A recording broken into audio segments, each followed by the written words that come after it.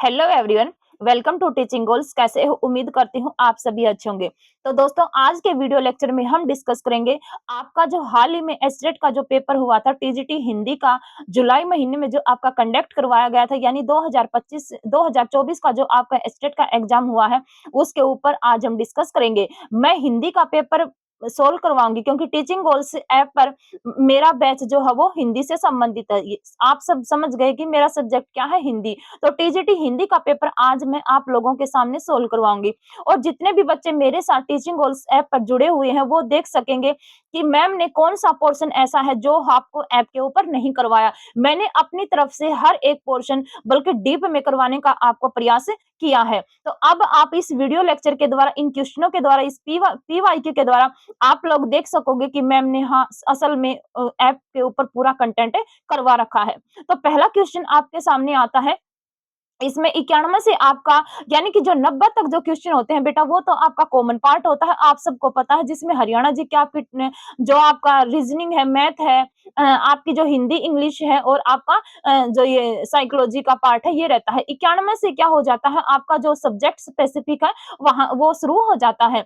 तो पहला क्वेश्चन आपके सामने आता है कि मेघ आए कविता में सर्वेश्वर दयाल सक्सेना मेघों के आने की तुलना किससे करते हैं। पहले तो आप लोगों को यही याद रखना है कि मेघ आए क्या है, कविता है, और किसने लिखी है, ये सर्वेश्वर दयाल सक्सेना के द्वारा ये कविता लिखी गई है।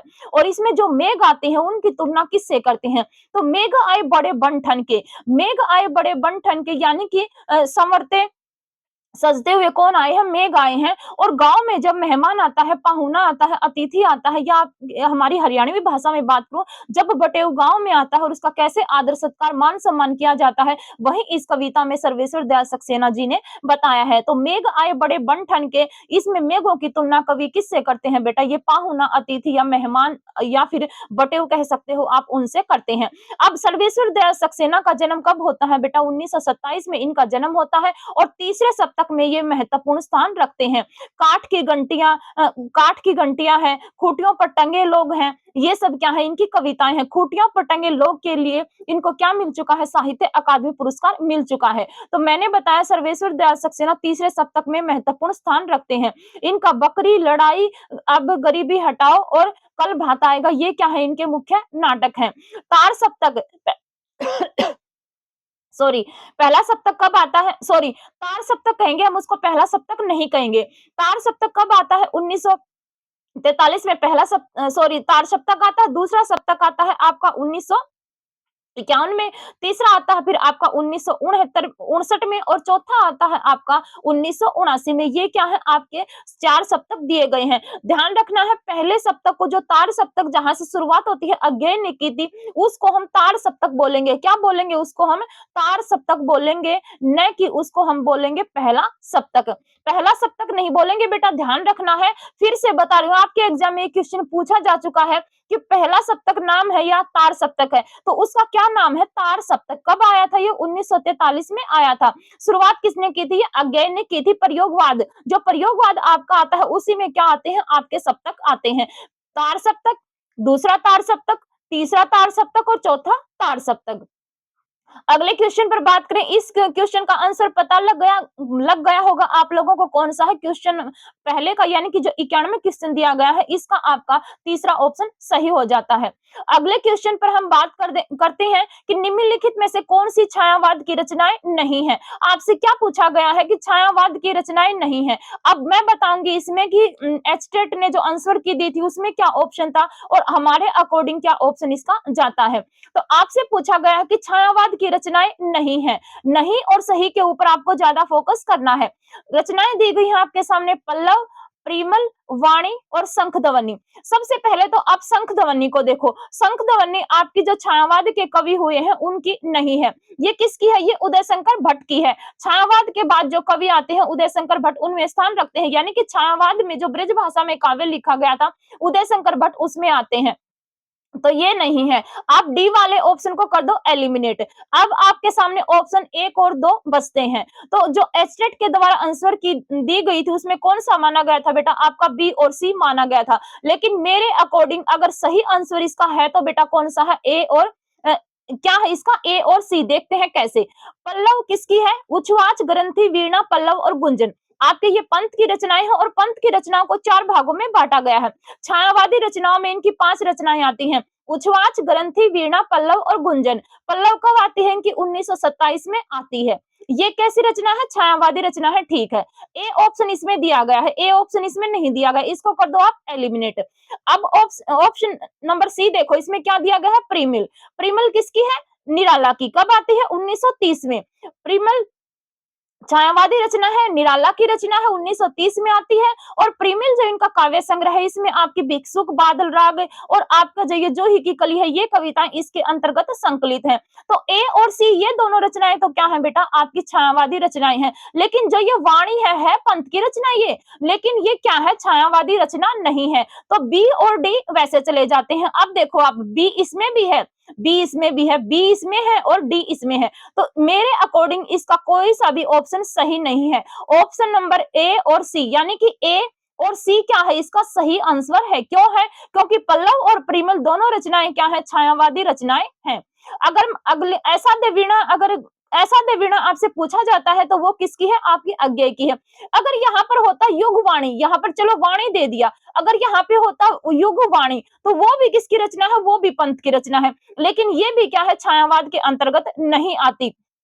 भले ही सुमित्रानंदन पंत छायावाद में महत्वपूर्ण स्थान रखते हैं, लेकिन पंत की रचनाओं को 4 भागों में बांटा गया है। छायावादी, अंतश्चेतनावादी, मानवतावादी और अरविंद दर्शन प्रगतिवाद से प्रभावित इनकी रचनाएं हैं। तो छायावाद में पंत की 5 रचनाएं आती हैं बेटा, उच्छ्वाच, ग्रंथि, वीणा, पल्लव और गुंजन। ये 5 रचनाएं किसकी है? पंत की है और छायावाद की रचनाएं हैं। मैंने आप लोगों को इस क्वेश्चन को बिल्कुल डिटेल में बता दिया है कि इसका ऑप्शन क्या जा सकता था और एस्टेट के द्वारा क्या माना गया है। आगे बात करें अगले क्वेश्चन पर कि चांद से थोड़ी सी गप्पे। चांद से थोड़ी सी गप्पे कविता, कविता में लड़की ने चांद के घटने बढ़ने का क्या कारण बताया है? तो क्या कारण बताया है इसमें? जो चांद से थोड़ी सी गप्पे, ये 6th क्लास की जो एनसीईआरटी है उसमें ये आपकी कविता लगी हुई है। और इसमें चांद का, यानी कि चांद एक बार घटता है और एक बार बढ़ता है, यानी कि एक बार पूर्णमासी पूर्णिमा आती है और एक बार आपका क्या आता है? अमावस्या आती है। कृष्ण पक्ष और शुक्ल पक्ष, ये 2 पक्ष क्या होते हैं? आपके आते हैं। एक में चांद क्या करता है? बढ़ता है और एक में चांद क्या करता है? घटता है। तो इस कविता में जो एक छोटी बच्ची होती है 10-11 साल की, वो चांद को क्या मानते हैं? कि चांद को कोई बीमारी है और चांद इसी कारण क्या होता है? घटता या बढ़ता है। तो लड़की ने यहाँ पर क्या बताया है? कि ये क्या है? एक तरह की बीमारी है। किसको? चांद को। अगले क्वेश्चन पर हम बात करते हैं कि नौकर निबंध किस व्यक्तित्व को लेकर लिखा गया है? सबसे पहले तो विधा ध्यान रखनी है। नौकर, नौकर क्या है? निबंध है। किसके द्वारा लिखा गया था? ये बंदोपाध्याय के द्वारा ये निबंध लिखा गया था। और किस व्यक्तित्व को लेकर लिखा गया है? तो ये जो नौकर निबंध है, ये महात्मा गांधी को केंद्र में रखकर ये निबंध लिखा गया है। जवाहरलाल नेहरू ने लिखा था, यानी कि पुत्री के नाम पत्र, कुछ इस तरह से करके आपके सिलेबस में लगा हुआ है एनसीईआरटी में। वहां पर जवाहरलाल नेहरू ने अपनी पुत्री, कौन थी इनकी पुत्री? इंदिरा गांधी के ऊपर पुत्री के नाम पत्र इस तरह से लिखा है। रविंद्रनाथ टैगोर को केंद्र में लेकर हजारी प्रसाद द्विवेदी ने एक निबंध लिखा है। कौन सा लिखा है? कुत्ता और मैना। उसके केंद्र में कौन है? रविंद्रनाथ टैगोर है। अगले क्वेश्चन पर हम बात करते हैं। अगला क्वेश्चन आपके सामने दिया गया है कि विश्व साहित्य की अमूल्य निधि तो चांद के विषय में असंगत है। ये भी आपका एनसीईआरटी से क्वेश्चन है। 8th क्लास की एनसीईआरटी है, उसमें ये आपका दिया गया है। तो चांद के बारे में आपसे पूछा गया है कि कौन सा गलत है। यह मूलतः चीनी भाषा में लिखी गई है। सबसे पहले तो ये चीनी भाषा में नहीं बेटा, किस में लिखी गई है? ये जापानी भाषा में लिखी गई है। तो ए वाला ऑप्शन आपका गलत हो जाएगा। आपसे पूछा क्या गया है कि कौन सा असंगत है। दूसरा ऑप्शन देखते हैं कि इस पुस्तक का अनुवाद कई भाषाओं में हो चुका है। बिल्कुल, यह एक अद्भुत पाठशाला और उसमें पढ़ने वाले बच्चों की कहानी है। बिल्कुल सही है। इस अनोखे स्कूल के संस्थापक श्री कोबायाशी थे। ये भी बिल्कुल सही है। और इस पुस्तक की मूल लेखिका पूर्वा यागी कुशवाहा है, जो स्वयं इसी स्कूल की छात्रा थी। ये वाला ऑप्शन आपका गलत हो जाएगा। क्यों हो जाता है बेटा? क्योंकि इसकी मूल लेखिका पूर्वा यागी कुशवाहा नहीं, बल्कि कौन थी इसकी मूल लेखिका? कुस्तको तेरियानागी क्या थी? इसकी मूल लेखिका थी। और इसका अनुवाद किया था किसने? किया था पूर्वा यागी कुशवाहा ने किया था, और जो स्वयं इसी स्कूल की छात्रा नहीं थी। क्या थी इसकी स्कूल की छात्रा कौन थी आपकी? जो तोतो चान करके इसमें लड़की आती है, वो क्या है इसमें स्कूल की स्वयं छात्रा थी। तो ये वाला ऑप्शन क्या हो जाएगा आपका गलत है, हो जाएगा। तो ऑप्शन 1 और 5 किसमें है? देख लेते हैं, वही ऑप्शन क्या है आपका गलत है। तो ऑप्शन 1 और 5 किसमें दिया गया है? आपका ऑप्शन नंबर 2 में दिया गया है। तो option number 2 is right answer. अगले क्वेश्चन पर हम बात करते हैं कि निम्न में से असंगत कथन कौन सा है? निम्न में से असंगत चुनिए। यहाँ पर आपको गलत बताना है कौन सा है। बिल्कुल छोटा सा डिफरेंस आप लोगों को देखने को मिलेगा, देखते हैं। अलंकार संज्ञा शब्द में इक प्रत्यय जुड़ने से अलंकारिक विशेषण शब्द बना है। ये कहां से क्वेश्चन पूछा गया है? आपके व्याकरण से। अलंकार शब्द में इक प्रत्यय लगने से क्या बना है? आपका अलंकारिक विशेषण शब्द बना है। एक प्रत्यय बिल्कुल सही है, क्योंकि छोटी ई की मात्रा यहाँ पर दी गई है, और अलंकारिक भी बिल्कुल सही लिखा गया है। समकाल संज्ञा शब्द में इन प्रत्यय लगने से समकालीन विशेषण बना है। अब यहाँ पे देखो, समकाल में जब आप इन प्रत्यय लगाते हो तो कौन सा प्रत्यय, कौन सी मात्रा आती है बेटा? बड़ी ई की मात्रा आती है। लेकिन यहाँ पर आपसे क्या दिया गया है? इन दिया गया है, न कि इन। तो अगर यहाँ पर ये वाला होता तो ये सही हो जाता, लेकिन आपसे दिया क्या गया है? आपके सामने ये दिया गया है। क्या दिया गया है? ये वाला दिया गया है। तो यही ऑप्शन आपका गलत हो जाता है। अगले ऑप्शन को भी देख लेते हैं। संचय संज्ञा शब्द में इत प्रत्यय जुड़ने से संचित शब्द बना है। बिल्कुल सही है, क्योंकि छोटी की मात्रा आपसे पूछी गई है। और पुस्तक संज्ञा शब्द में ईय प्रत्यय लगने से पुस्तकीय शब्द बना है। ये भी बिल्कुल ठीक है, क्योंकि बड़ी की मात्रा आपसे पूछी गई है। तो option number 2 is right answer. अगले क्वेश्चन पर हम बात करते हैं। उम्मीद करती हूँ कि आप लोगों को ये क्वेश्चन अच्छे से समझ में आ रहे होंगे। बिल्कुल एक्सप्लेनेशन के साथ में आप लोगों को करवा रही हूँ। बात करें अगले क्वेश्चन पे, तो आपसे एक स्थापना और एक तरक, यानी कि अजर्सन और रीजन आपसे पूछा गया है। छायावादोत्तर कविता विचार प्रधान काव्य है। छायावाद के बाद की जो कविताएं आती हैं आपकी कौन सी आती है? प्रगतिवाद, प्रयोगवाद, नई कविता। विचार प्रधान काव्य है? बिल्कुल नहीं, विचार प्रधान काव्य नहीं है वो। आगे हम बात करें कि उसमें कवि के निजी संवेदनाओं को अभिव्यक्त होने का अवसर नहीं मिला। बिल्कुल मिला है, उसमें कवि के निजी संवेदनाओं को अभिव्यक्त होने का अवसर नहीं मिला। तो ये भी क्या हो जाता है? आपका गलत हो जाता है, क्योंकि इसमें जो कवि की जो निजी अभिव्यक्ति है उसको, उन संवेदनाओं को व्यक्त करने का यहाँ पर क्या मिला है? अवसर मिला है। तो ये भी क्या हो जाता है? आपका गलत हो जाता है। तो दोनों ऑप्शन किस में गलत है? ए और आर दोनों गलत हैं। तो ऑप्शन नंबर 1 क्या हो जाएगा? आपका गलत हो जाता है।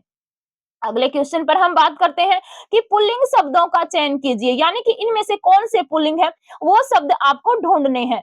बात करें माधुर्य, माधुर्य अच्छा होता है या अच्छी होती है? गुड़शाला, गुड़शाला अच्छा होता है, अच्छी। मोती अच्छा है, हतभागी अच्छा है, दशा अच्छी है, और ग्रंथ अच्छा है। अब देख लो आप इनमें से कौन से पुल्लिंग है, कौन कौन से पुल्लिंग है? देखो आप, गुड़शाला अच्छी है, दो किसमें है? दो आपका इसमें है, और दो आपका इसमें है। ये ऑप्शन एलिमिनेट हो गए। आगे देखें, आपका दो नीचे नहीं है, तो दो ऑप्शन तो आपके वैसे चले जाते हैं, एक और दो। अब माधुर्य अच्छा है, एक किसमें है? एक इसमें है, ठीक है। दशा अच्छी है, पांच किसमें है? पांच किसमें दिया गया है? ऊपर दिया गया है, चार में नहीं है। ग्रंथ अच्छा है, आई वी किसमें दिया, वी आई किसमें दिया गया है? तीन में। तो ऑप्शन नंबर 3 क्या हो जाता है? आप लोगों का सही हो जाता है। यानी कि जब आपके सामने पुल्लिंग और स्त्रीलिंग पूछे जाते हैं तो उसको वाक्य में प्रयोग करके देख लिया करो। अगर आप वाक्य में प्रयोग करके देखते हो तो आपका पुल्लिंग और स्त्रीलिंग आपका अच्छे से निकल आएगा। अगले क्वेश्चन पर बात करें, धीरंजन मालवीय के विषय में असंगत पूछा गया है। ये आपका एनसीईआरटी 9th क्लास में ये सिलेबस दिया गया और वहां से ये क्वेश्चन आपका पूछा गया है। धीरंजन मालवीय के विषय में असंगत कथन, यानी कि यहाँ पर भी आपको गलत बताना है कौन सा है। मालवीय का जन्म 9 मार्च 1952 को हुआ था। बिल्कुल सही है। मालवीय ने कई भारतीय वैज्ञानिकों की संक्षिप्त जीवनियां लिखी, ये भी बिल्कुल सही है। अगले ऑप्शन पर अगर हम बात करें कि वैज्ञानिक चेतना के वाहक लेख में उन्होंने अबुल कलाम आजाद के जीवन संघर्ष को रेखांकित किया है। अगले क्वेश्चन, अगला ऑप्शन भी देख लेते हैं। मालवीय ने रेडियो विज्ञान पत्रिका ज्ञान विज्ञान का संपादन किया था, ये भी बिल्कुल सही है। तो ऑप्शन नंबर 3 देखो, वैज्ञानिक चेतना के वाहक, ये इनका लेख है, और इनके केंद्र में कौन है बेटा? ये अबुल कलाम आजाद नहीं है, बल्कि कौन है? चंद्रशेखर वेंकट रमन क्या है? इस लेख के केंद्र में है। तो यहाँ पर अबुल कलाम आजाद की जगह कौन आएंगे? चंद्रशेखर वेंकट आएंगे, और यही ऑप्शन क्या हो जाता है? आपका गलत हो जाता है। अगले क्वेश्चन पर अगर हम बात करते हैं तो अगला क्वेश्चन आपके सामने दिया गया है कि नौबत खाने में सॉरी, आपके सामने क्या दिया गया है, आपके सामने पंक्तियां दी गई है और पूछा गया है कि ये कहां से हैं। तुम क्या समझते हो कि तुम क्या समझते हो कि वे इतने बड़े यूं ही खड़े हैं? उन्हें इतना बड़ा बनाने के लिए मेरे असंख्य बंधुओं ने अपने प्राण नाश किए हैं। ये जब आप पूरा चैप्टर पढ़ोगे, डिटेल में जब आप चैप्टर को पढ़ते हो, तभी आप लोग इस तरह की पंक्तियों को पकड़ पाते हो। उक्त वाक्य किस रचना का अंश है? यानी कि जो ये पंक्ति आपके सामने दी गई है और पूछा गया है कि ये किस पाठ से उद्धृत है। देखते हैं ऑप्शन कौन कौन से हैं। यह सबसे कठिन यह सबसे कठिन नहीं, यह सबसे कठिन समय नहीं, ये क्या है बेटा? कविता है। और किसके द्वारा लिखी गई है? जया जादवानी के द्वारा लिखी गई है। बस की यात्रा क्या है? व्यंग्य है, हरिशंकर परसाई के द्वारा लिखा गया है। कदम मिलाकर चलना होगा, ये वैसे आपके सिलेबस एनसीईआरटी के उसमें दी गई है केवल पढ़ने के लिए। लेकिन जो ये वाली पंक्ति आपसे ऊपर पूछी गई है, ये पानी की कहानी जो निबंध है, वहां से ये पंक्ति उठाई गई है। तो ऑप्शन नंबर 2 क्या हो जाता है आपका यहाँ पर? सही हो जाता है। आगे बात करें, ये भी आपके एनसीईआरटी में से क्वेश्चन पूछा गया है। नौबत खाने में इबादत व्यक्ति चित्र किस पर लिखा गया है? नौबत खाने में जो इबादत है, ये व्यक्ति चित्र है, किस पर लिखा गया है? जाकिर हुसैन पर, उस्ताद बिस्मिल्ला खां पर, रविशंकर पर और उस्ताद शाहिद परवेज खान पर। तो नौबत खाने में इबादत एनसीईआरटी 9th में ये आपके सिलेबस में है। तो उस्ताद बिस्मिल्ला खां कौन है? इस व्यक्ति चित्र के केंद्र में है। अगले क्वेश्चन पर हम बात करते हैं कि द्विकर्मक क्रिया के कथन में असंगत है। ये क्वेश्चन आपका व्याकरण से पूछा गया है। और द्विकर्मक यानी कि जो सकर्मक क्रियाएं होती हैं, वो दो प्रकार की होती हैं, एक कर्मक और द्विकर्मक। अकर्मक क्रिया का कोई भी भाग नहीं होता और द्विकर्मक क्रिया सकर्मक क्रिया आपकी दो भागों में विभाजित हो जाती है, एक कर्मक क्रिया और द्विकर्मक क्रिया। तो आपसे पूछा गया है कि द्विकर्मक क्रिया के कथन में संगत है। प्रथम कर्म अप्राणीवाचक होता है और द्वितीय क्रम प्राणीवाचक होता है। गलत है भाई, क्योंकि जो द्विकर्मक क्रिया होती है उसमें एक मुख्य क्रम होता है और एक होता है गौण क्रम। जो मुख्य क्रम होता है वो होता है आपका, क्या होता है? प्राणी प्राणी अप्राणीवाचक, हाँ अप्राणीवाचक। और जो आपका गौण क्रम होता है वो कौन सा होता है? प्राणीवाचक होता है। तो ये क्या हो जाता है आपका? गलत। प्रथम और द्वितीय क्रम प्राणीवाचक होते हैं, ये भी गलत है। प्रथम और द्वितीय क्रम अप्राणीवाचक होते हैं, ये भी गलत है। अगला ऑप्शन देखते हैं कि प्रथम क्रम प्राणीवाचक होता है और द्वितीय क्रम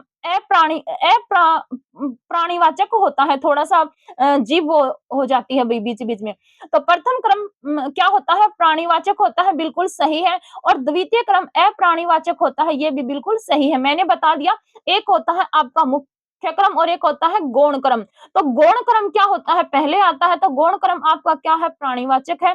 और मुख्य क्रम आपका बाद में आता है, तो वो कौन सा होता है? आपका अप्राणीवाचक होता है। इसीलिए ये ऑप्शन नंबर 4 क्या है आपका? सही है।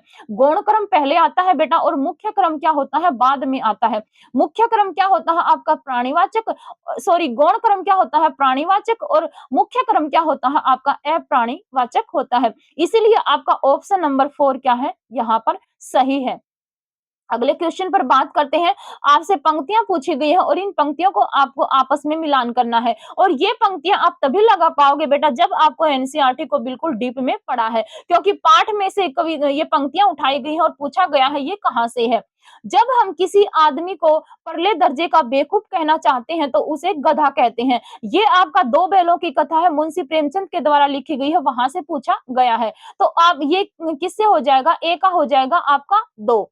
आगे देखें, देखते हो यह यूथ भ्रष्ट है, रोज फुदकती है, ठीक यही आकर मुझे इसकी चाल में एक करुण भाव दिखाई देता है। जो ये वाली पंक्ति है ये पूछी गई है आपकी एक कुत्ता और एक मैना निबंध हरिशंकर परसाई के द्वारा लिखा गया है और रविंद्रनाथ टैगोर क्या है? उसके केंद्र में है।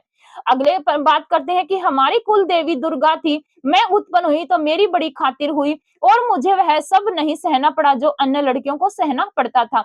ये जो है ये वाली पंक्ति बेटा ये कहां से ली गई है? ये आपकी मेरे बचपन के दिन है, महादेवी वर्मा का वहां से ये पंक्ति उठाई गई है।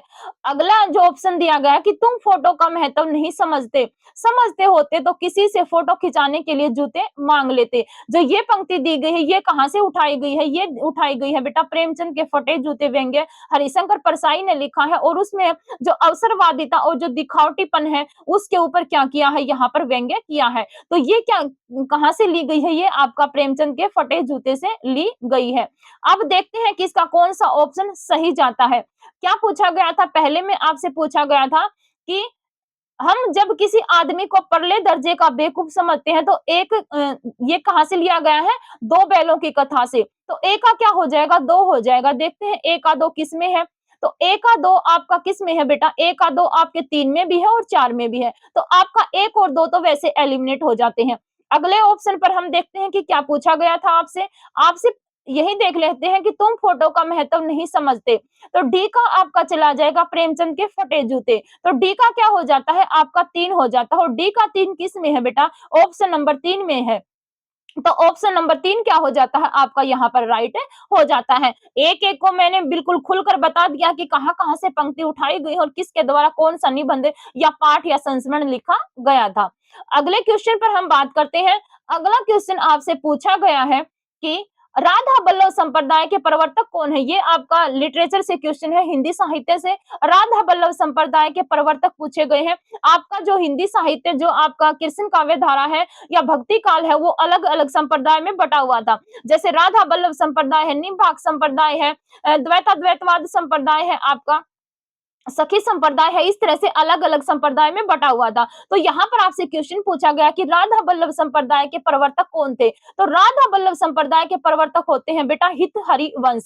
कौन होते हैं? हित हरिवंश। अब जो 3 ऑप्शन और बचते हैं उनको भी देख लेते हैं। हरि व्यास देव और परशुराम देव। पहले हम स्वामी हरिदास को देखते हैं। जो स्वामी हरिदास है बेटा इसने कौन सा संप्रदाय चलाया था? इन्होंने चलाया था सखी संप्रदाय। कौन सा चलाया था बेटा? इन्होंने सखी संप्रदाय चलाया था।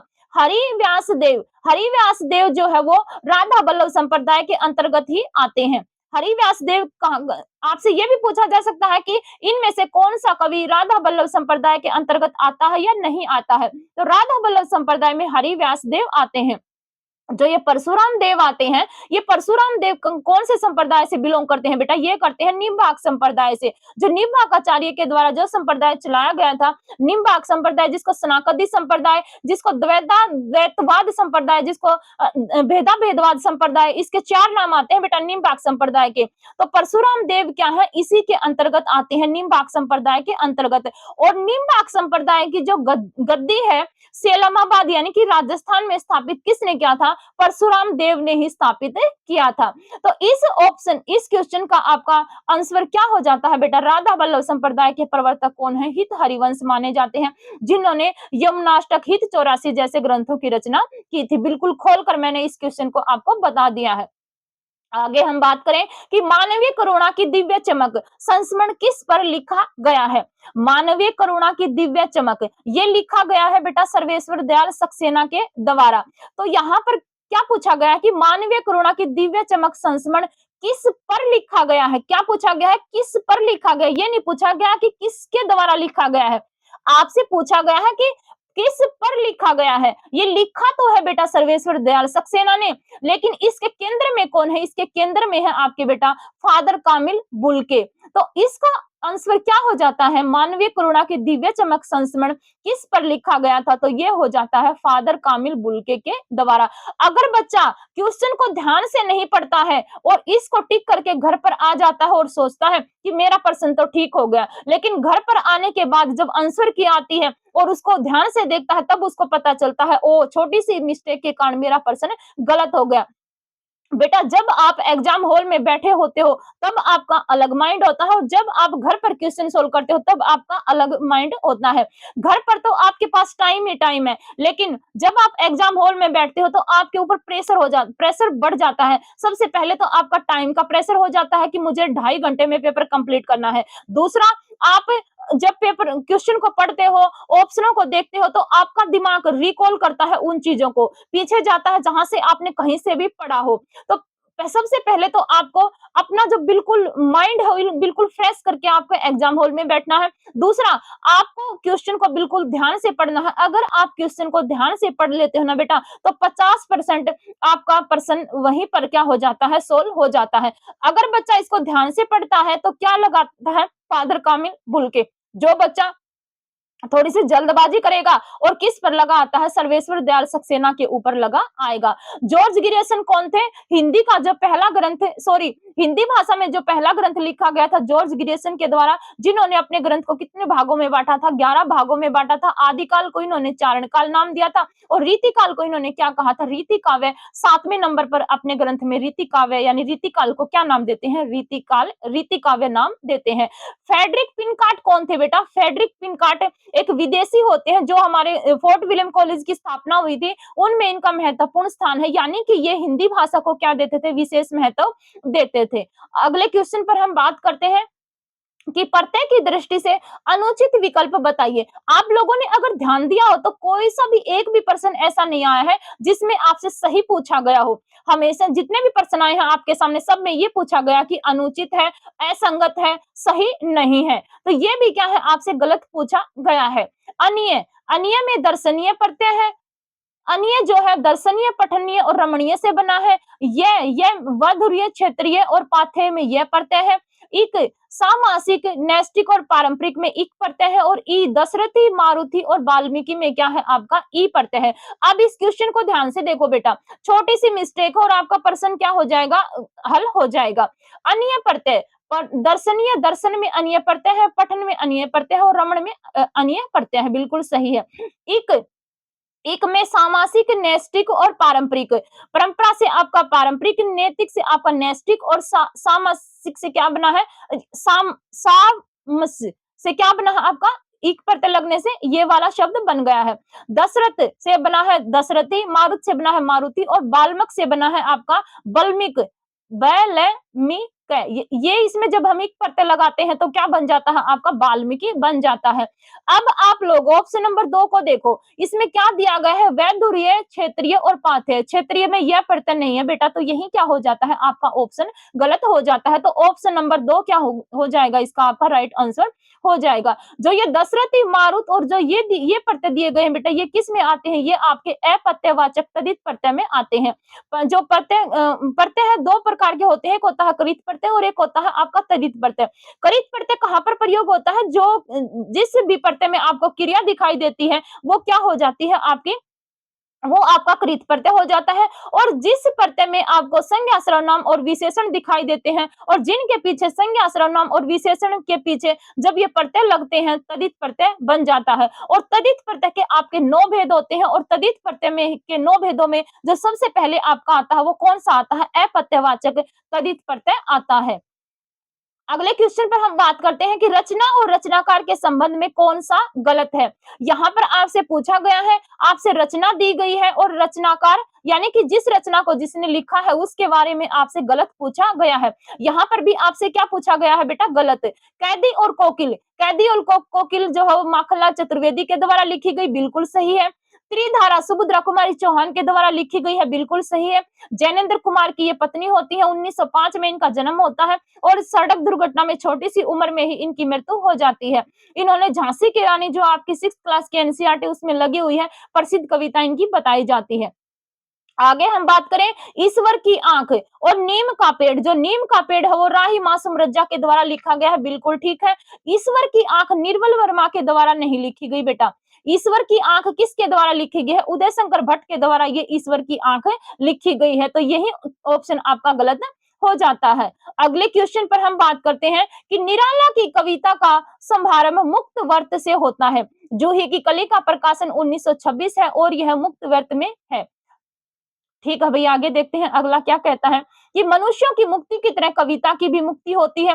मनुष्यों की मुक्ति कर्मों के बंधन से छुटकारा पाना है और कविता की मुक्ति छंदों के शासन से अलग हो जाना है। जो ये वाली कोटेशन है ना बेटा, ये ध्यान रखना है, ये किसने कही है, ये कही है सूर्यकांत त्रिपाठी निराला ने, क्योंकि निराला ही ऐसे कवि हुए हैं जिन्होंने मुक्त छंद का प्रारंभ किया था।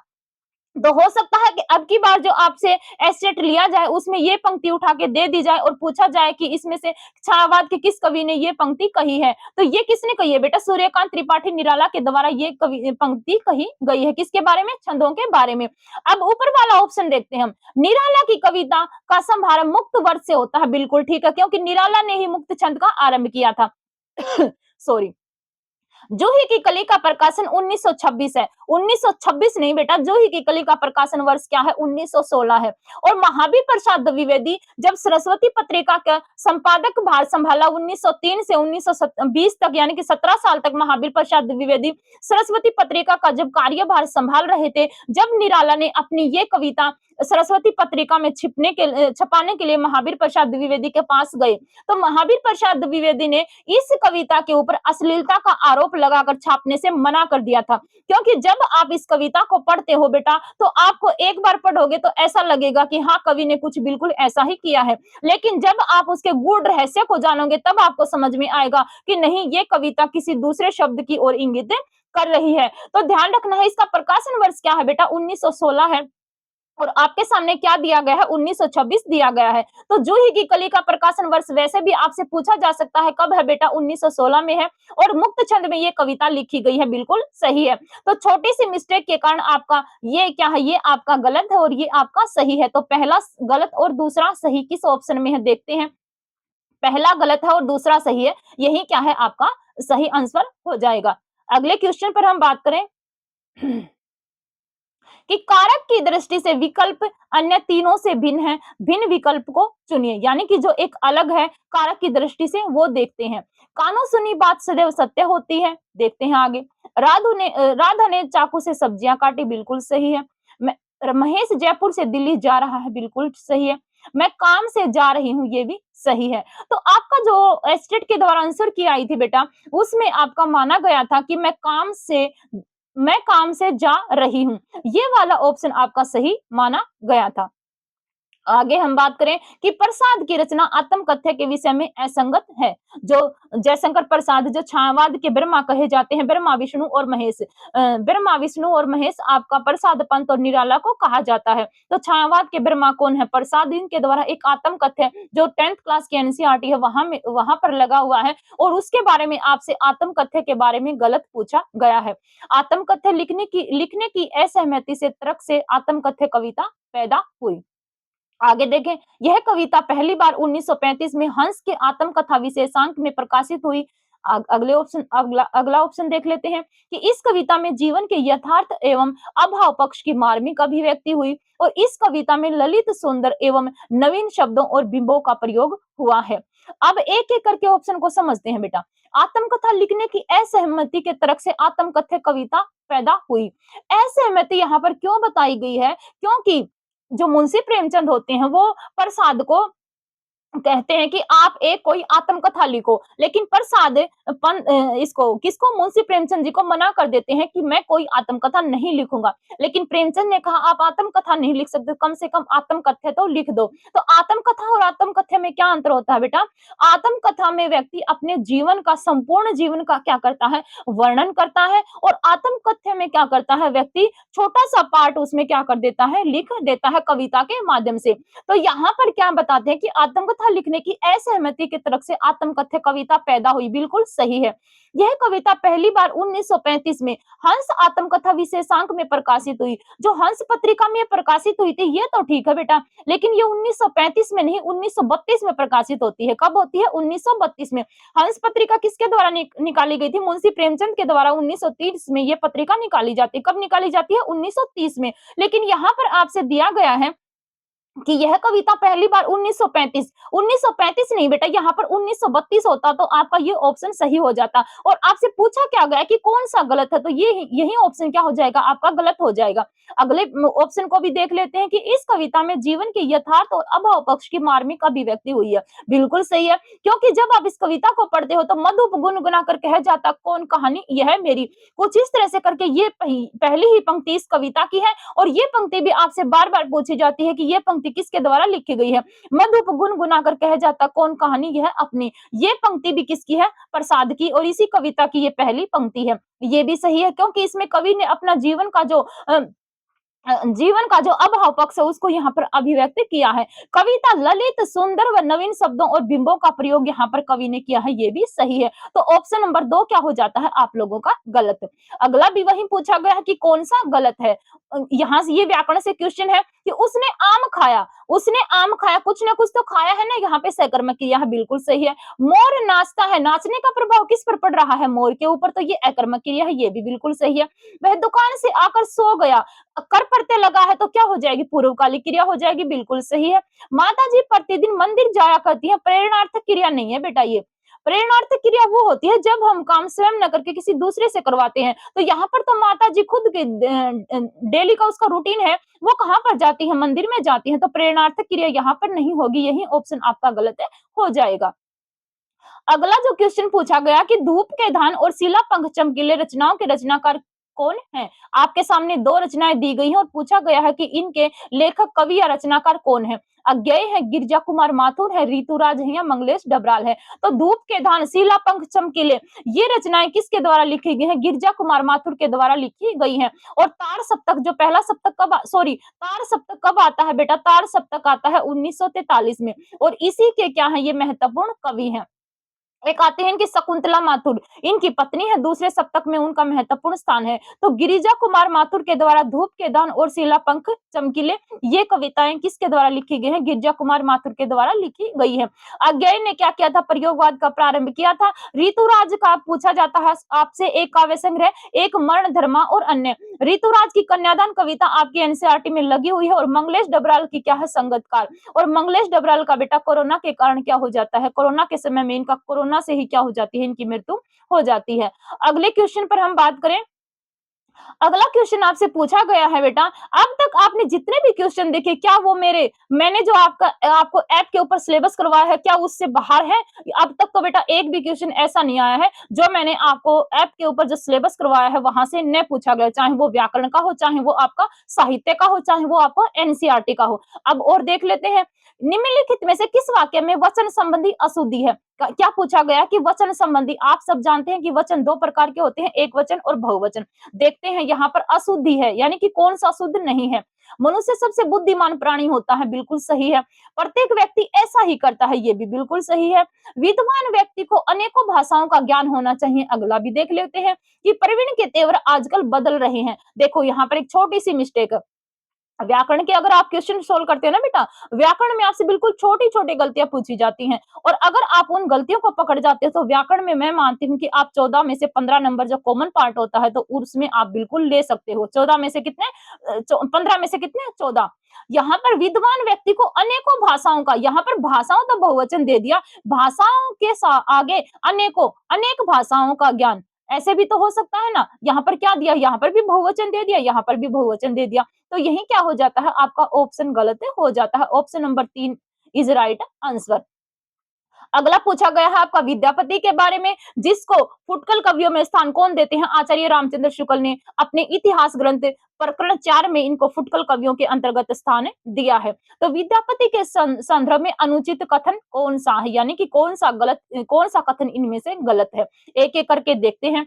विद्यापति की भाषा, सॉरी, विद्यापति की कविता का स्थापत्य श्रृंगार है, उसमें उसे आध्यात्मिक कहना, खुजराहों के मंदिरों को आध्यात्मिक कहना है। विद्यापति जब मैंने करवाया था, वहां पर अलग अलग आलोचकों के द्वारा जो कथन करवाए गए थे, उनमें बच्चन का भी मैंने करवाया था, क्योंकि बच्चन सिंह क्या मानते हैं कि विद्यापति ने जो कविता लिखी है, विद्यापति ने पदावली लिखी है, गोरख विजय लिखा है, आपका गोरख विजय, ये एक नाटक लिखा है इन्होंने, इनमें क्या किया है, बच्चन सिंह क्या मानते हैं कि इन्होंने खुजराहो के मंदिरों का आध्यात्मिक बताया। जब आप खुजराहो के मंदिर को देखते हो बेटा, उनमें जो है वो आलिंगन रूप से, यानी कि स्त्री और पुरुष की आलिंगन रूप में मूर्तियां वहां पर स्थापित की गई हैं। तो वही यहाँ पर डॉक्टर बच्चन सिंह बताते हैं कि विद्यापति की कविता को खुजराहो के मंदिर किसने कहा था, ये डॉक्टर बच्चन सिंह ने कहा था।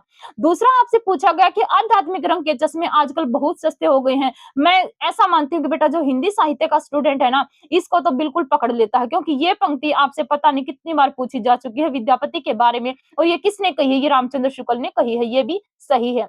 आगे हम देखते हैं कि विद्यापति की पदावली पर गीत गोविंद का स्पष्ट प्रभाव है। जयदेव के द्वारा गीत गोविंद लिखा गया था, और ऐसा माना जाता है कि चैतन्य महाप्रभु गीत गोविंद के जब जयदेव की गीत गोविंद का जब स्मरण करते थे या भजन कीर्तन करते थे तो वो क्या हो जाते थे, मूर्छित हो जाते थे, ये भी सही है। और इनके पद पश्चिम बंगाल में नचारी के नाम से जाने जाते हैं। नचारी तो कहा गया बेटा इनके पदों को, किसके, विद्यापति के पदों को, लेकिन पश्चिम बंगाल में नहीं बेटा। ये जो शिव और पार्वती के द्वारा, शिव और पार्वती को केंद्र में रखकर इन्होंने जो पद लिखे हैं वो क्या है बेटा, वो क्या कहलाते हैं, आपके नचारी कहलाते हैं। और यही क्या है आपका गलत हो गया है। आपसे क्या पूछा गया था, विद्यापति के बारे में असंगत कथन कौन सा है?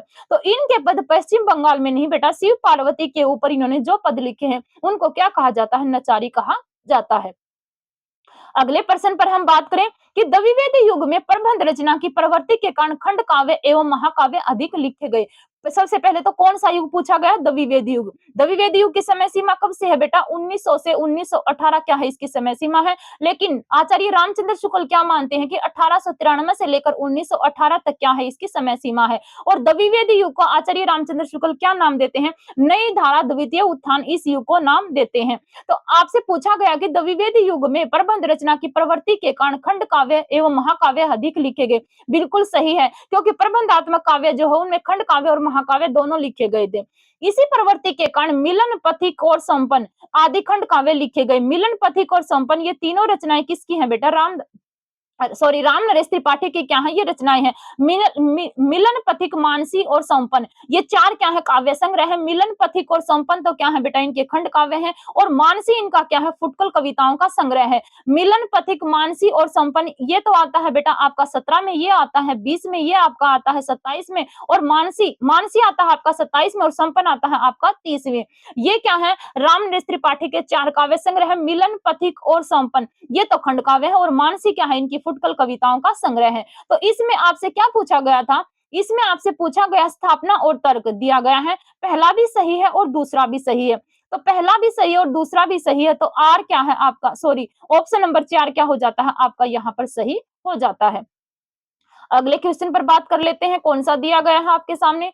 आपसे दिया गया है कि निम्नलिखित काव्य पंक्तियों को रचनाकारों एवं रचनाओं से सुमिलित कीजिए, यानी कि रचनाएं और उनके लेखक या कवि आपसे दिए गए हैं और उनको आपको आपस में मिलान करना है। गीत गाकर गीत विरह के तटिनी तटिनी अ, तटिनी वेगवती बहती जाती, दिल हल्का कर लेने को उपलों से कुछ कहती जाती। ये किसने लिखी है बेटा, ये रामधारी सिंह दिनकर की कविता है गीत अगीत। तो वहां से लिया गया, तो ए का क्या हो जाएगा आपका दूसरा हो जाता है। ए का दूसरा किसमें है, देखते हैं किसमें है। सॉरी, ए का दूसरा किसमें है, ए का दूसरा आपका 4 में भी है और 1 में भी है। तो आपका 3 और जो 2 है वैसे एलिमिनेट हो गई। और देखते हैं कि चल रहा मनुष्य है अश्रु सवेद रक्त से लथपथ। क्या पूछा गया है आपसे कि रचनाकार और रचनाकारों को मिलान कीजिए। रचनाकार और रचनाकारों को आपको मिलान करना है। देख लेते हैं, 2 का आपका हो जाता है बेटा, 2 का आपका हो जाता है 1। तो 2 का 1 किस में है, 2 का 1 आपका दिया गया है ऑप्शन नंबर 1 में, यही क्या हो जाएगा आपका सही आंसर हो जाता है। तो जो क्वेश्चन नंबर 116 दिया गया है उसका क्या चला जाएगा आपका ऑप्शन नंबर 1 यहाँ पर सही चला जाता है। अगले प्रश्न पर हम बात करते हैं। आपके सामने प्रश्न दिया गया है कि रीति मुक्त, ये आपका रीतिकाल से प्रश्न है कि रीति मुक्त धारा के कवियों ने किसी प्रकार की प्रतिबद्धता को स्वीकार नहीं किया, अपनी भावना का स्वच्छंद प्रकाशन किया।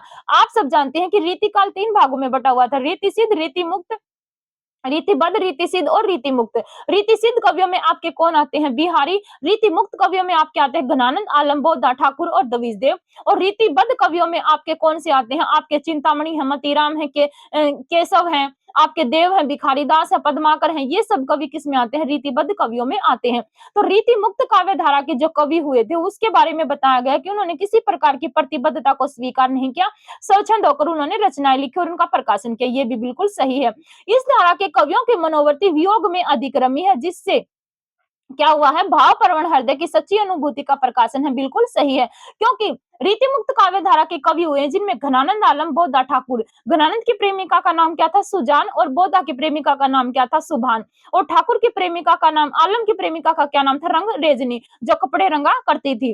तो जो घनानंद हुए हैं, घनानंद के कारण ही बेटा रीतिमुक्त काव्य धारा अधिक प्रसिद्धि पा चुका है, क्योंकि घनानंद की जो प्रेमिका थी सुजान, जिससे ये अत्यधिक प्रेम करते थे, और मोहम्मद शाह रंगीला के दरबार में ये रहा करते थे। घनानंद घनानंद एक बार मुंशियों ने कहा कि घनानंद कोई पद्य सुनाओ, तो राजा ने कहा कि घनानंद पद सुनाओ, तो घनानंद ने क्या कर दिया? मना कर दिया।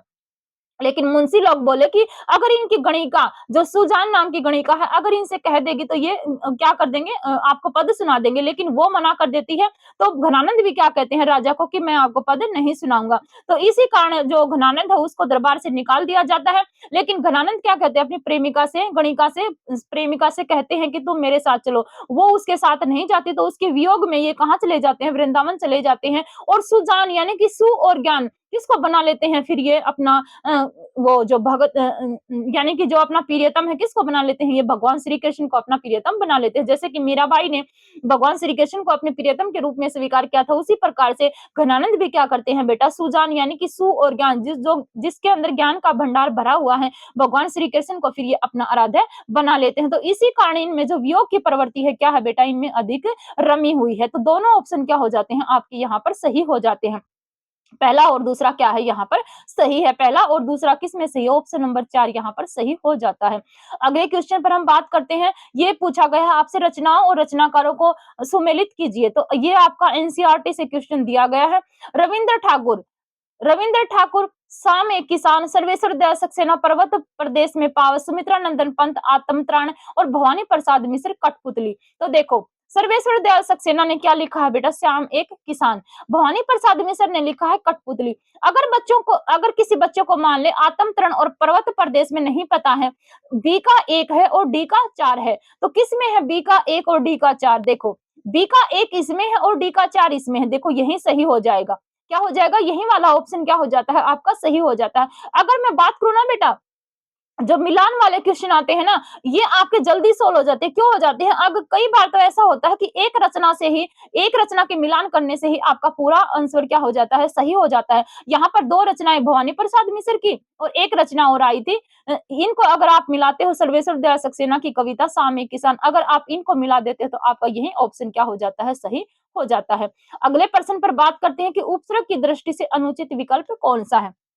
यानी कि आपसे गलत पूछा गया है और कौन सा है। इसमें भी छोटी सी मिस्टेक है बेटा, देखना ध्यान से। परि पर्यंक, पर्यवेक्षक और प्रयुत्सक, यानी कि उपसर्ग और प्रत्यय का तो पता होगा ना आप लोगों को कि उपसर्ग कहाँ लगते हैं? आगे, और प्रत्यय कहाँ लगते हैं? पीछे। परि इनसे मिलकर बना है, परि उपसर्ग इनमें बिल्कुल सही है। औपनिषदिक, औपचारिक और उपालंब, ये भी सही है। आगे बात करें, इनमें इनमें बेटा दो दो परतें हैं। जो ये वाले आए हैं ना, इनमें 2 परतें हैं। इक भी परतें है, सॉरी, इनमें एक उपसर्ग है और उप क्या है? इनमें परतें है। आदित्य, आधिकारिक और आधिपत्य। आप आधिकारिक को देखो, आधिकारिक में क्या आ प्रत्यय है? नहीं, इसमें क्या है बेटा? इक प्रत्यय है। अधिकार में जब इक प्रत्यय लगा है तब ये आपका क्या बना है? आधिकारिक बना है।